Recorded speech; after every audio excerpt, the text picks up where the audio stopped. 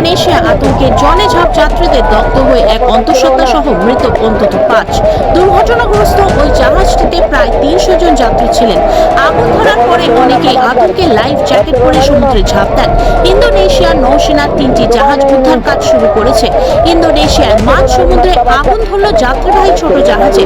রবিবার দুর্ঘটনাটি ঘটেছে ইন্দোনেশিয়ার সুলায়েসি দ্বীপের কাছে। জাহাজে অগ্নিকাণ্ডে অন্তত 5 জনের মৃত্যু হয়েছে।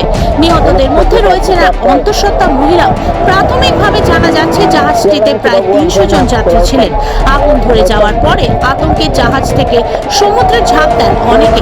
এখনো পর্যন্ত দুর্ঘটনাগ্রস্ত জাহাজ থেকে 284 জন যাত্রীকে উদ্ধার করা সম্ভব হয়েছে বলে সংবাদ সংস্থা এপি সূত্রে খবর।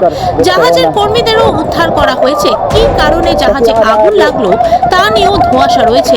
ইন্দোনেশিয়ার নৌসেনার ভাইস অ্যাডমিরাল ডেনি হেন্দ্রোত্তা জানিয়েছিলেন, দুর্ঘটনাগ্রস্ত জাহাজটি থেকে সকলকে উদ্ধার করাই প্রাথমিক লক্ষ্য। কিভাবে জাহাজটিতে আগুন ধরলো তাও তদন্ত করে দেখা হবে বলে জানিয়েছেন তিনি।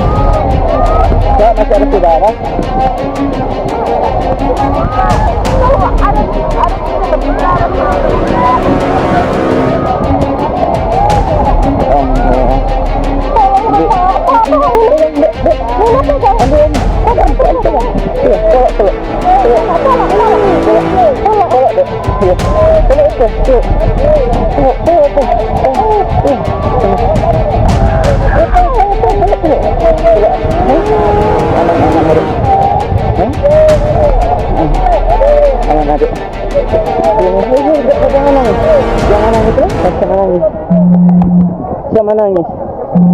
Nggak usah menangis.